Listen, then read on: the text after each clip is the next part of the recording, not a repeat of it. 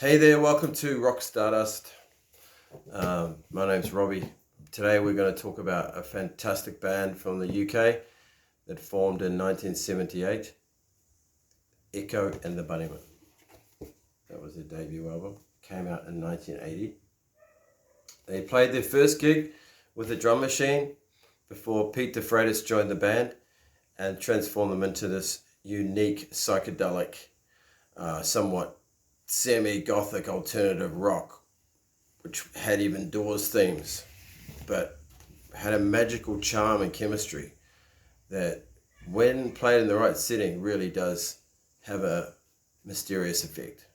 Well, I believe so, and for those that listen to Echo and the Bunnymen and love the band, they will agree there's something kind of special about the way the music transforms and transitions.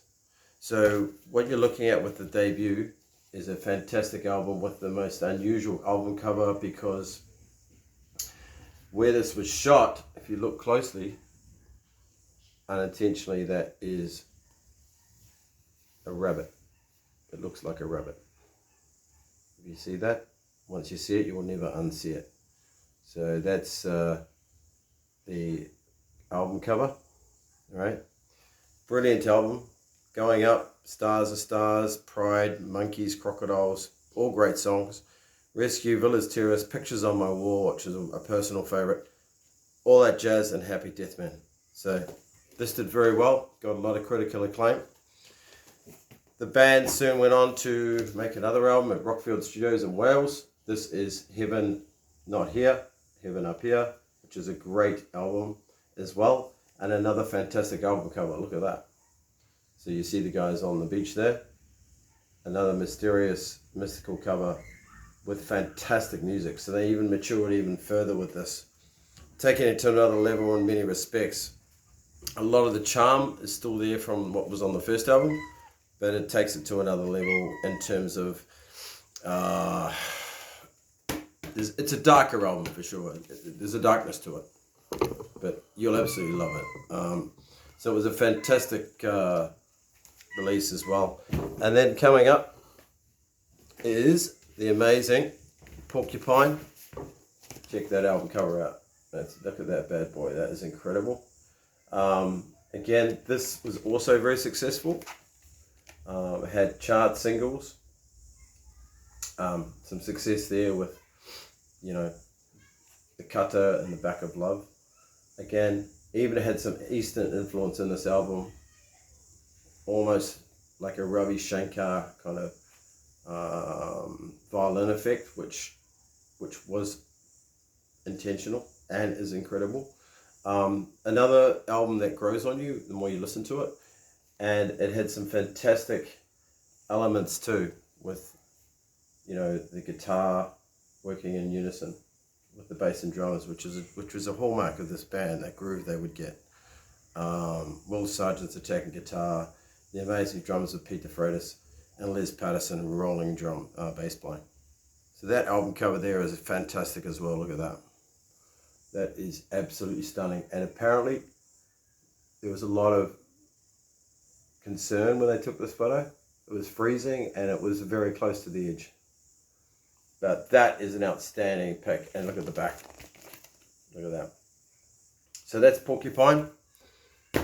Coming up next, Ocean Rain, their biggest selling album. And it contains The Mighty Killing Moon, which is one of the greatest songs ever recorded, I believe, and so does Ian McCulloch. A fabulous, fabulous album. That is another amazing album cover too, and a cave there on the boat. It is all inspiring, especially when you were a teenager growing up like I was at the time. Mysterious and just dreamy. So outstanding album, outstanding. Silver, Nocturnal Me, Crystal Days, The Yo-Yo Man, Thorn of Crowns, The Killing Moon, one of the greatest songs ever written. Seven Seas, My Kingdom, Ocean Rain, all recorded in France with incredible string sections. And that's another thing that really set this band apart from their peers. The use of strings and lush arrangements were just out of this world. So there's that amazing Ocean Rain album. And then the next one was the self-titled Econ the Bunneymen, which was their biggest success in the US. However, didn't have for me the same magic as those previous four, but still contained some great tracks. So you can see that's assigned. It's got Will's signature and Ian McCulloch. Still had some amazing tracks on it still. Bedbugs and Ballyhoo is quite cool. There's no doubt about that. The Game was a good track. Not quite the magic of the previous albums, but it's still quite a cool cover, and that photo on the back there is very Eastern and very mysterious, but very cool. So that was the first 5 albums. That's what I'm focusing on today. I will throw in this to mention, this best of is how I first discovered the band. It had a lot of the hit singles. It was very, very good at the time as a first learning and introduction to the magic of Econ the Bunneymen. Okay, so I had a lot of the hits, but that was my first introduction. Then I went back through those albums there, and I would just like say more to them, you know, of all those bands that came through that period. Of course, you had many contemporaries as well, like The Cure, Susie and the Banshees. There was always something unique and very special about Econ the Bunneymen. So I hope you enjoyed this video. Please press subscribe if you'd like to see more content like this. We'll get into it, and yeah, we'll get it rolling, you know. So thanks a lot. Take it easy.